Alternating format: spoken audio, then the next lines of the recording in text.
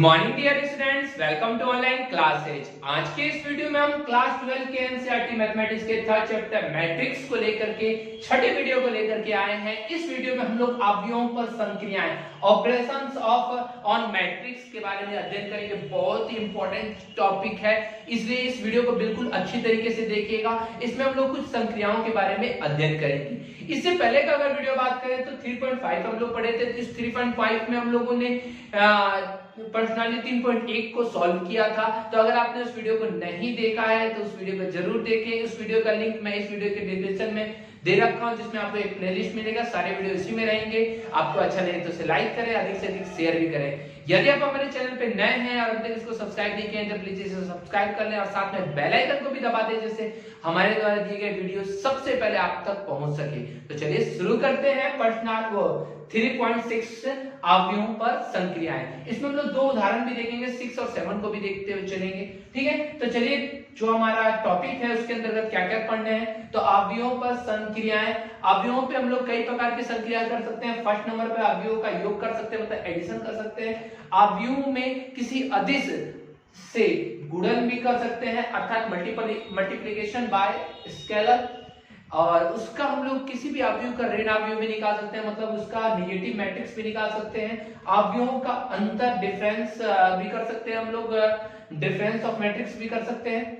और लास्ट अवयव का गुणन अवयवों का गुणन मतलब दो अवयवों का आपस में हम गुणा भी कर सकते हैं, मल्टीप्लिकेशन भी कर सकते हैं। आज के केवल इस वीडियो में हम लोग केवल 1, 2, 3 और 4 को देखेंगे।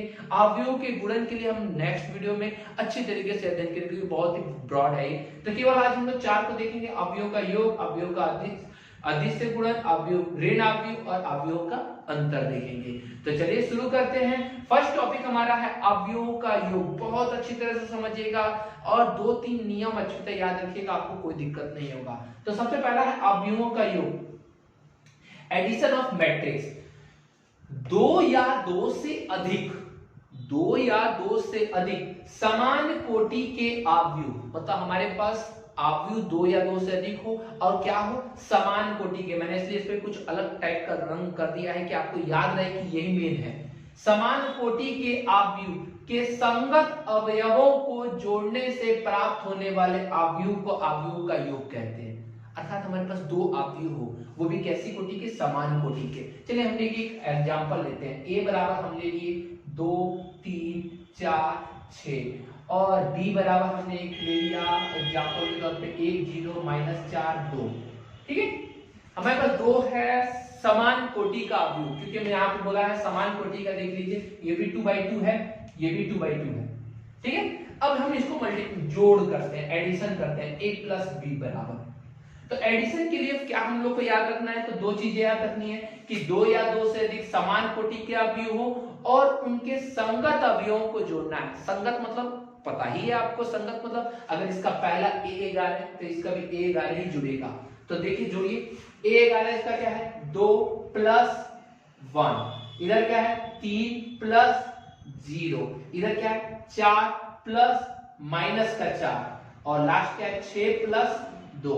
चलिए जोड़ा जाए, 2 और 1 कितना हो गया 3, 3 0 3, 4 में से 4 गया 0, क्योंकि एक प्लस का एक माइनस का है, और 6 2 8। हमारे पास a + b का मान ज्ञात हो गया। तो इसमें दो रूल याद रखने हैं आपको। क्या क्या दो रूल है, 2 या 2 से अधिक अवयव 2 हो, 4 हो, 8 हो, 10 हो, 12 जितना भी हो, कैसा होना चाहिए, समान कोटि का होना चाहिए और उनके संगत अवयवों को हमको क्या करना है, जोड़ना है। एक एग्जांपल और लेते हैं। ये एग्जांपल नंबर 1 था आज के टॉपिक्स का। दूसरा नंबर योग के लिए एक और एग्जांपल ले लेते हैं। सपोज कीजिए कि हमारे पास एक अवयव है, ये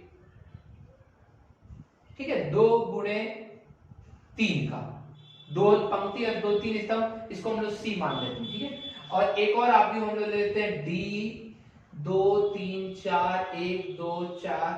ठीक है, अब हम इसको जोड़ते हैं, जोड़ा जाए c + d। तो बोलिए क्या होगा, 2, अब डायरेक्ट जोड़ के देखते हैं, डायरेक्ट भी कर सकते हैं, कोई दिक्कत नहीं है। 2 2 4, 1 3 4, 3 4 7, 2 4 1 5। संगत को देखना है, इसका संगत ये है, इसका संगत ये है, 6 2 8, 4 4 8। देखिए क्लियर है? हाँ, और किसकी कोटि जो भी प्राप्त होगी, देखिए सेम टू सेम यही कोटि है, ये भी 2 गुणे 3 था, ये भी 2 गुणे 3, ये 2 2, ये 2/2, तो ये भी 2/2 प्राप्त हुआ, सेम कोटि प्राप्त होगी। और हमको कैसे जोड़ना है? दोनों के संगत अवयवों को आपस में जोड़ना है। क्लियर?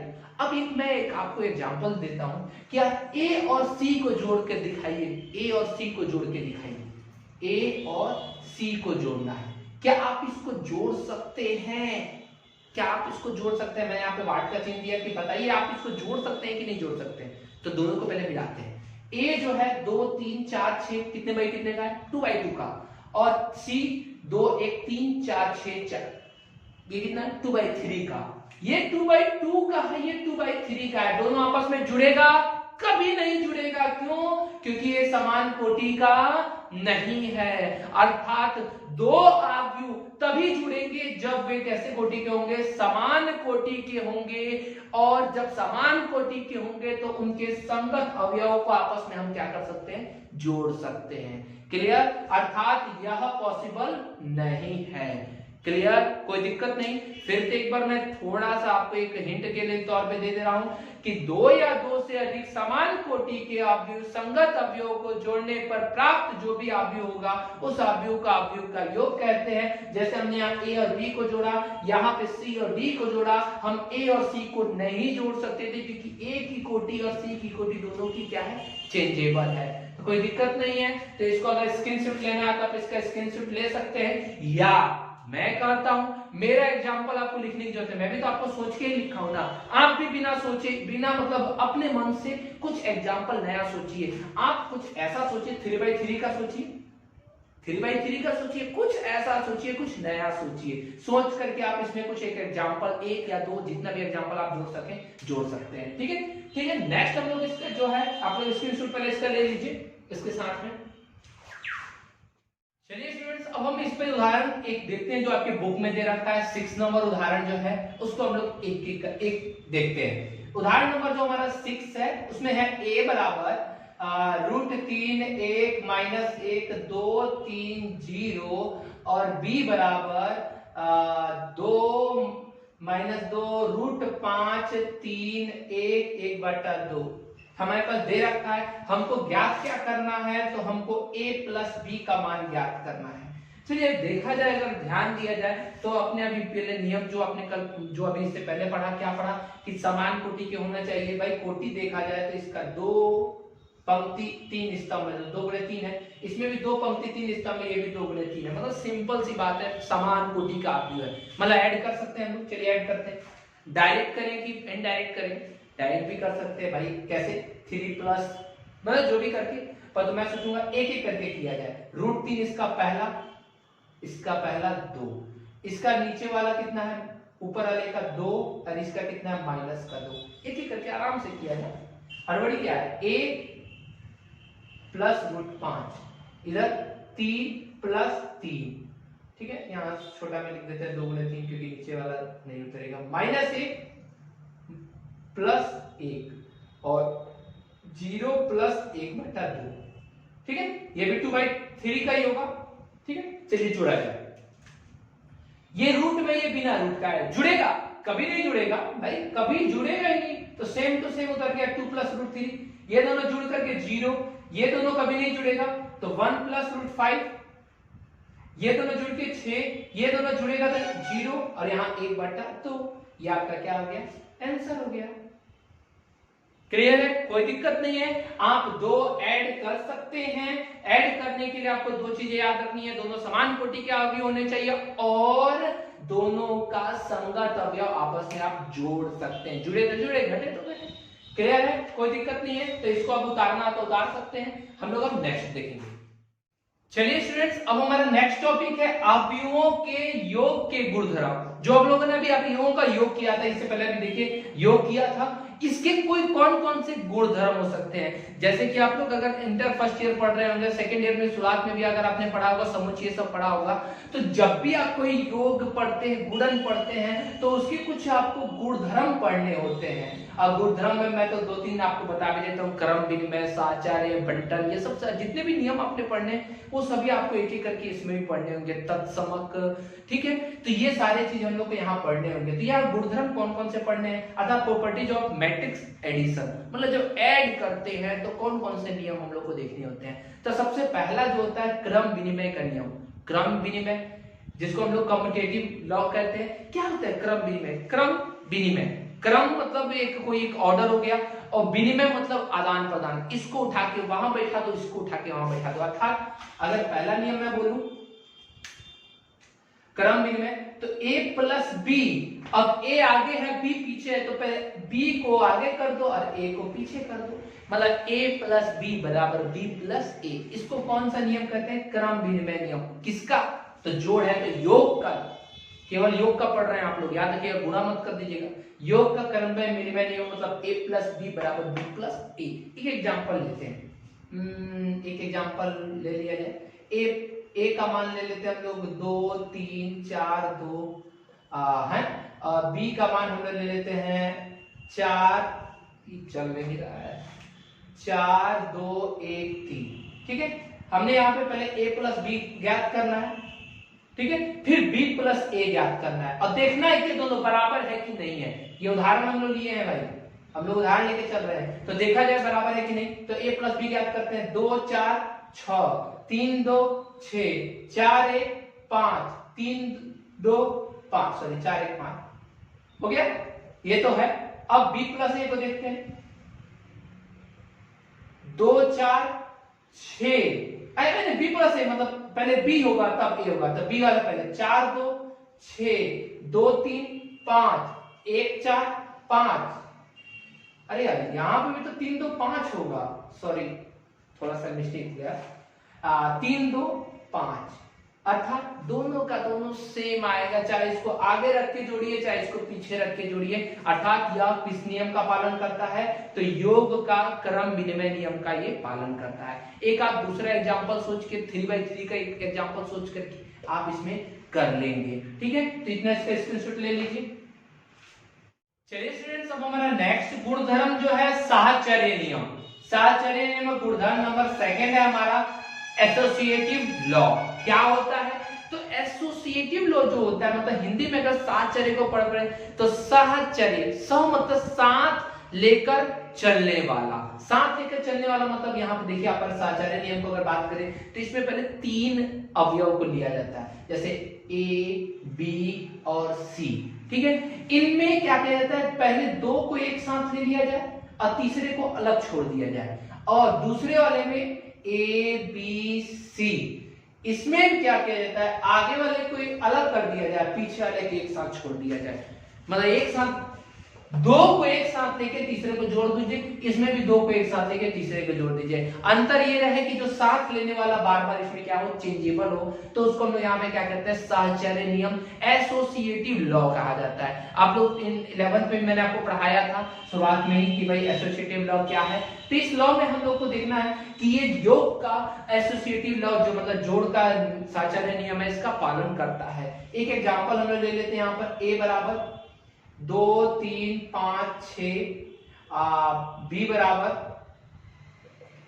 5 8 1 0, c बराबर -1 2 3 4, ठीक है। अब हम यहाँ पर दोनों ज्ञात करेंगे। क्या क्या ज्ञात करेंगे? तो पहले हम a प्लस बी प्लस सी के ये ज्ञात करना है, तो सबसे पहले हम a प्लस बी ज्ञात करेंगे। क्या ज्ञात करेंगे? a प्लस बी ज्ञात करेंगे। और जब a प्लस बी ज्ञात हो जाएगा तब हम क्या करेंगे? a प्लस बी जो आएगा मान उसको किस में जोड़ देंगे? c में जोड़ देंगे। 2 काम करना है आपको, हल में आपको क्या करना है सुन लीजिए अच्छी तरीके से क्या क्या करना है। सबसे पहले a प्लस बी आप ज्ञात करेंगे, a प्लस बी आपको ये दोनों को जोड़ने पे जितना आएगा फिर उसको बाद में c के साथ में आपको ऐड करिएगा। तीनों को एक साथ मत कीजिएगा क्योंकि यहाँ बीच में क्या है? ब्रैकेट दे रखा है। अब दूसरी तरफ आपको क्या ज्ञात करना है? RHS के लिए। ये हमारा किसके लिए हो गया? LHS के लिए। अब हम RHS के लिए ज्ञात करेंगे। RHS के लिए पहले हम b प्लस सी ज्ञात करेंगे। जब b प्लस सी आपका निकल जाएगा जो भी आए उसमें आपको a को फिर b प्लस सी के साथ में ऐड कर देंगे। ठीक है।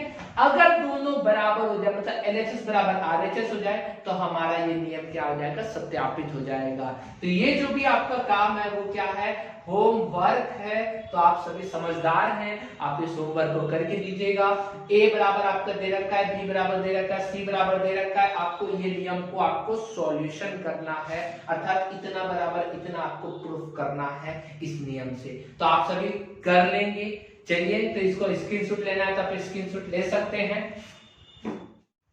चलिए स्टूडेंट्स, अब हमारा थर्ड जो गुणधर्म है, बहुत इंपॉर्टेंट गुणधर्म है, इसका है योग के तत्समक का अस्तित्व।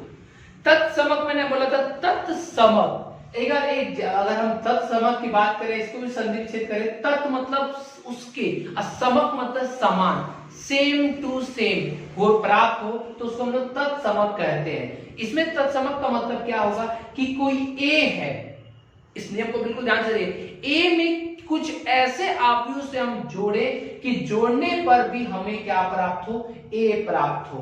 तो A में अगर हम 0 जोड़ेंगे, 0 शून्य अवयव जोड़ेंगे, तो शून्य अवयव जोड़ने पर हमें क्या प्राप्त होगा, A प्राप्त होगा। इसी को हम लोग कौन सा नियम कहते हैं, तत्समक नियम कहते हैं। अर्थात तत्समक नियम वह नियम है जिसमें क्या है कि भाई जब A को शून्य अवयव के साथ में जोड़ा जाए, 0 नहीं है, ये O है, O फॉर शून्य अवयव। शून्य अवयव पढ़ा होगा आपने, जैसे 2/2 का शून्य अवयव ये हो जाएगा, 3/3 का तीनों 4 9 वो शून्य हो जाएगा ना। तो वही A है, और अगर किसी शून्य अवयव के साथ में जुड़ रहा है तो शून्य अवयव के साथ में जुड़ने पर सेम टू सेम वही प्राप्त होगा, अर्थात A प्लस O बराबर O प्लस A बराबर A, सेम टू सेम आएगा। इसी को हम लोग योग का तत्समक अस्तित्व कहते हैं।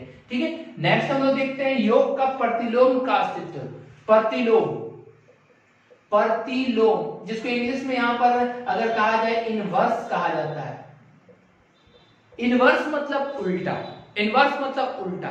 योग का प्रतिलोम, अगर आपके पास कोई एक शब्द है 4, मैं बोलूं कि 4 का योज्य प्रतिलोम बताइए, शायद 6ठी क्लास में पढ़ना है, तो 4 का योज्य प्रतिलोम क्या होगा, 4 का योज्य प्रतिलोम, प्रतिलोम क्या होगा भाई, 4 का -4 होगा, 4 का। और अगर गुणन प्रतिलोम कहें तो बट्टा हो जाता है, याद रखिएगा, प्लस का उल्टा माइनस होता है, तो 4 का उल्टा -4 हो जाएगा। सेम टू सेम यहां पे भी योज्य प्रतिलोम हम लोग को ज्ञात करना है, तो a का उल्टा क्या होगा, -a, a प्लस -a जब दोनों का आपस में जोड़ा जाएगा, या -a प्लस a इन दोनों को जोड़ा जाएगा, तो दोनों ही टर्म में आंसर कितना आएगा, O आएगा। O मतलब शून्य अवयव प्राप्त होगा। जैसे एक सपोज कीजिए a बराबर 2 3 4 6, तो -a बराबर क्या हो जाएगा, -a बराबर ये वाला माइनस सभी से गुणा हो जाएगा, -2 -3 -4 -6 सभी में गुणा हो जाएगा। ये अभी आपको एक नियम आगे पढ़ना था, वैसे मैंने इससे पहले आपको बता दिया।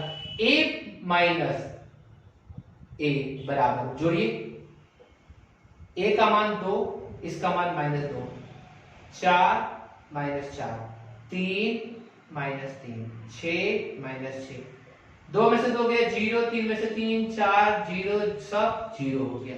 अर्थात हमें प्रतिलोम का अस्तित्व मतलब किसी भी अवयव के योज्य प्रतिलोम को जब उसके साथ जोड़ा जाएगा तो हमें क्या प्राप्त होगा, शून्य प्राप्त होगा, शून्य अवयव प्राप्त होगा। इसी को हम लोग प्रतिलोम, योज्य का प्रतिलोम का अस्तित्व कहते हैं। तो 2 टॉपिक और आपको भी देखना होगा, एक योज्य का तत्समक अस्तित्व पढ़े थे जिसमें आप लोग को ये जान गए तत्समक मतलब सेम टू सेम प्राप्त होगा, और लास्ट योज्य का आप प्रतिलोम अस्तित्व पढ़े जिसमें प्रतिलोम में आपने क्या देखा कि प्लस वाले का अगर माइनस कर दें, दोनों को आपस में जोड़ दें, तो हमें कौन सा अवयव प्राप्त होगा, शून्य अवयव प्राप्त होगा। इसी को हम लोग योज्य का प्रतिलोम अस्तित्व कहते हैं। तो दोनों कर लीजिएगा, एक एक एग्जांपल इसमें डालना है तो आप इसमें डाल सकते हैं, इसके स्क्रीनशॉट आप ले लीजिए, तब हम लोग नेक्स्ट देखेंगे।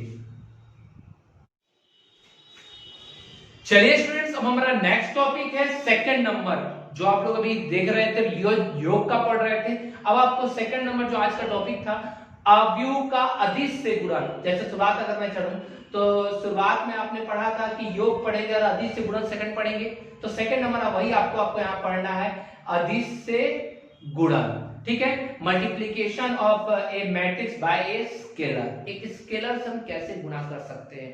सपोज कीजिए एक स्केलर के लिए, पहले हम लोग हिंदी पढ़ लेते हैं तब देखते हैं। किसी अदिश संख्या, कोई भी एक अदिश संख्या ले लीजिए। अदिश संख्या मतलब ये 2 है, 5 है, -4 है, -6 है, जो भी चीजें प्लस की माइनस की कुछ भी ले लीजिए, कोई एक अदिश राशि ले लीजिए, से अवयव के सभी अवयवों में गुणन को अवयव का अदिश गुणन कहते हैं।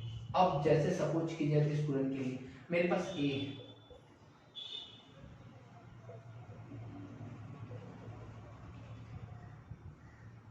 ठीक है, मैं बोला कि इस a में हमको 5 से गुणा करना है, मतलब 5a मल्टीप्लाई करके 5a का करना है। तो आप क्या कीजिएगा, 5 एक अदिश राशि है, जब इसमें मल्टीप्लाई करेंगे तो क्या कर रखा है, अदिश संख्या से अवयव के सभी अवयवों में गुणन किया जाता है। मैंने यहाँ पे बिल्कुल देखिए कलर चेंज किया है, सभी अवयव में गुणन। चलिए गुणा कीजिए, 5 से सब में गुणा कीजिए, 5 गुना 10, 5 चौका 20, 5 6 30, 5 सत्ते 35, 5 तिया 15, 5 अठे 40, 5 एकम 5, 5 चौका 20, 50 25, लगभग सारा पहाड़ा ही आ गया इसमें।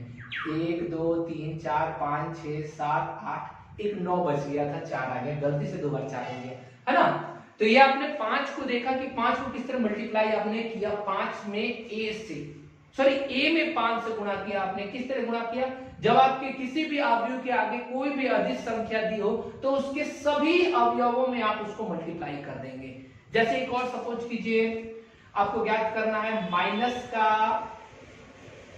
4a से गुणा करना है, ठीक है, मैंने माइनस का 4 से गुणा करना है a में। चलिए गुणा कीजिए, 4 गुना 8, माइनस का 8 हो जाएगा, सब में गुणा हो रहा है। 4 गुना 4 चौका 16, माइनस का 16, 4 छक 24, 4 सत्ते 28, माइनस का 4 तिया 12, 4 अठे 32, 4 एकम 4, 4 चौका 16, 4 पच्चे 20, सब में मल्टीप्लाई हो गया। कोई दिक्कत हुआ तो आप इसको मल्टीप्लाई कर सकते हैं, इसी को अदिश से गुणा कहा जाता है। आप इस जब अदिश से गुणा कीजिएगा तो उसमें प्लस वाले से भी कर सकते हैं, माइनस वाले से भी आराम से आप कर सकते हैं, ठीक है। तो आप यहाँ तक एक और क्वेश्चन मैं आपको दे रहा हूं, जैसे एक आपका होमवर्क के तौर पे मैं दे देता हूं, 2 3 4 2 और b का मान है 4 8 2 5, चलिए जो भी है, ठीक है। आपको यहाँ पे गुणा करके बनाना है, 2a प्लस b को बताना है, 2a प्लस b का मान पता करना है। तो 2a प्लस b का मान पता करने के लिए आप क्या करेंगे, मैं एक सॉल्यूशन थोड़ा सा देता हूं इसमें। 2a प्लस b का आपको मान प्राप्त करना है तो 2 आगे लिख दीजिए, a का मान जो भी है उसको उतार लीजिए, अब प्लस b का जो मान है उसको उतार लीजिए, और 2 से पहले सब में इसमें गुणा कर दीजिए, और उसके बाद तब उसको आपस में क्या कर दीजिए, जोड़ दीजिए, आपका क्या आ जाएगा, आंसर निकल जाएगा, ठीक है। तो इस टाइप के आप सवाल आराम से सॉल्यूशन कर सकते हैं। क्या है इसमें, अदिश से गुणन मतलब किसी भी स्केलर राशि, कोई भी स्केलर राशि यहाँ पे दी हो तो उस राशि से गुणा करने के लिए उसके सभी अवयवों में हम उसको क्या कर देते हैं, गुणन कर देते हैं। जैसे मैंने यहाँ पे आपको सभी अवयवों में गुणन करके दिखाया, ठीक है। तो इस टॉपिक को अच्छी तरह से स्क्रीनशॉट ले लीजिए और इस सवाल को आप पूरा कर लीजिएगा। ये एक होमवर्क के तौर पे मैं आपको यहाँ पे ऐड करके दे रहा हूँ, तो इसको आप इसको पूरा कर लेंगे, ठीक है। चलिए स्टूडेंट्स, अब हमारा नेक्स्ट टॉपिक है अवयव का ऋण अवयव। अभी हमने इसके बारे में वैसे पढ़ भी लिया था, दोबारा हम लोग देख लेते हैं। किसी अवयव में -1 से गुणन करने पे हमें -1 प्राप्त होता है, तो इस -1 को हम लोग कौन सा अवयव कहते हैं, ऋण अवयव कहते हैं। जैसे सपोज कीजिए कि हमारे पास a का मान दे रखा है, ये दे रखा है, तो आपको -1 याद करना है, तो माइनस से इसमें मल्टीप्लाई कर देंगे, तो 4 एकम 4, माइनस का 4, माइनस का 6, माइनस माइनस प्लस का, तो प्लस लिखा नहीं जाता है, प्लस का 1 और माइनस का 3, ये किसका मान हो गया, -a का मान हो गया। इस टाइप से हम और भी कर सकते हैं माइनस के लिए, जैसे हम लोगों ने b का मान दे रखा है हमारे पास, 1 2 8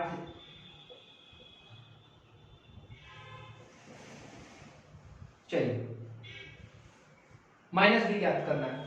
चलिए माइनस बी कैसे ज्ञात होगा तो बोलिए, यहां है 1 है तो -1, -2, -8, -1, प्लस का तो हो जाएगा, माइनस का है तो पहले से, माइनस का 3 है तो प्लस का 3, 0 प्लस का 5 और माइनस का 6 बन गया कि नहीं। माइनस में मल्टीप्लाई कर देंगे तो हम लोग कौन सा अवयव प्राप्त हो जाएगा, हमें ऋण अवयव प्राप्त हो जाएगा। तो ये एक छोटा सा एक टॉपिक था और ऋण अवयव का। अब हमारे पास जो नेक्स्ट टॉपिक है उसको हम लोग देख लेते हैं। नेक्स्ट टॉपिक है अवयवों का अंतर, लास्ट, क्योंकि फोर्थ हम लोग को यही पढ़ना था, अवयवों का अंतर। दो अवयव को किस प्रकार से अंतर कर सकते हैं, तो योग आपने पढ़ा था, सेम टू सेम वैसे ही अवयव का अंतर भी है।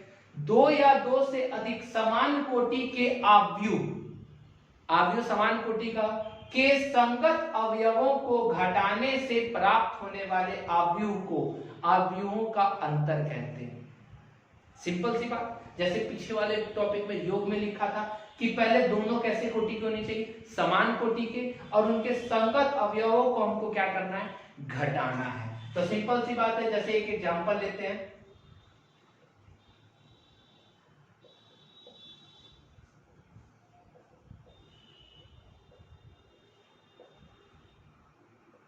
ठीक है, एक एग्जांपल हमने लिया a और b। चलिए a माइनस बी करना है हमको।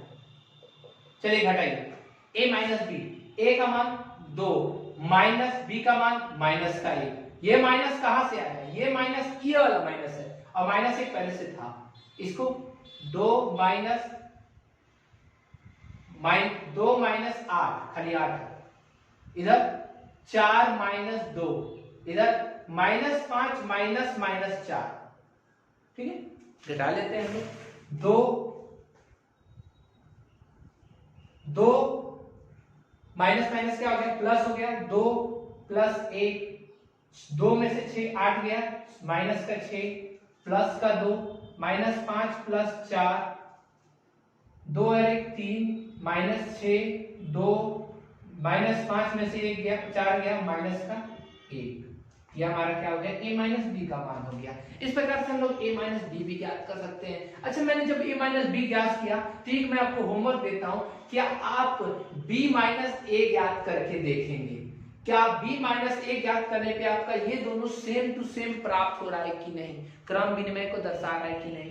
तो शायद मेरे ख्याल से नहीं होगा। आप एक बार करके देखिएगा कि दोनों बराबर आ रहा है या नहीं। ये आपका एक छोटा सा मैंने होमवर्क दे दिया कि आप इसमें क्या ज्ञात करेंगे, b माइनस a को ज्ञात करेंगे, आपका HW रहेगा। तो आपने अभी क्या देखा कि किसी भी दो या दो से अधिक समान अवयव के अवयवों को घटाने से प्राप्त होने वाले अवयव को अवयव का अंतर कहते हैं। मतलब इन दोनों को अगर घटाया जाए तो घटाने से जो भी प्राप्त होगा उस अवयव को हम लोग अवयव का अंतर कहेंगे। जैसे हम लोग यहाँ घटाने में आप हड़बड़ी मत कीजिएगा, थोड़ा सा बीच में माइनस दे दीजिएगा, क्योंकि एक माइनस आपके सवाल को गलत कर सकता है और फिर बाद में आप चेक करते रहिएगा, कभी आपको अपनी गलती नहीं पता चलेगी। इसीलिए हड़बड़ा के नहीं, पूरी फुल तरीके से अच्छी तरीके से बनाइएगा, कोई दिक्कत नहीं है। बहुत इंपॉर्टेंट अवयव होता है कि आपको आगे बोर्ड एग्जाम में अच्छे नंबर मिल जाते हैं इससे। ठीक है, तो अब हम लोग इसको देख लीजिएगा, इसका एक स्क्रीनशॉट ले लीजिए। इसके बाद एक एग्जाम्पल है आपका, उदाहरण नंबर 7। a बराबर इतना, b बराबर इतना, तो 2a माइनस बी ज्ञात करना है आपको, है ना। तो इसको मैं आपको एक होमवर्क के तौर पे दे देता हूं कि इसको आप एक होमवर्क कर लीजिएगा। पहले 2 से मल्टीप्लाई कीजिएगा a में, फिर माइनस b करके फिर घटाइएगा, आपका ये निकल जाएगा। ठीक है, तो ये भी आपका एक मैं कहूंगा कि होमवर्क के तौर पे ही है। आज आपको 3-4 क्वेश्चन का होमवर्क मिल चुका है, आप उसको कीजिएगा। करने के बाद मेरे व्हाट्सएप पे अच्छी तरीके से भेज दीजिएगा। तो होमवर्क आपको समझ में आ गया। मैंने आपको 2-3 बीच में भी होमवर्क दिए हैं और आपको जनरली एक यहाँ होमवर्क ये दिया हूँ, b माइनस a ज्ञात करना है आपको इसी का, और एक आपको 2a माइनस b, ये वाला पार्ट, ये वाला क्वेश्चन उदाहरण नंबर 7, ये उदाहरण नंबर 7 है, आपको इसको होमवर्क के तौर पे करना है। तो आज के लिए इतना ही। आई होप कि आप सभी को समझ में आया होगा। अगर समझ में आया होगा तो इसे लाइक कर दें और अधिक से अधिक शेयर कर दें, और अगर चैनल को सब्सक्राइब नहीं किए हैं तो सब्सक्राइब भी कर दें। इसके बाद हम लोग नेक्स्ट वीडियो में मिलेंगे, तब तक के लिए धन्यवाद।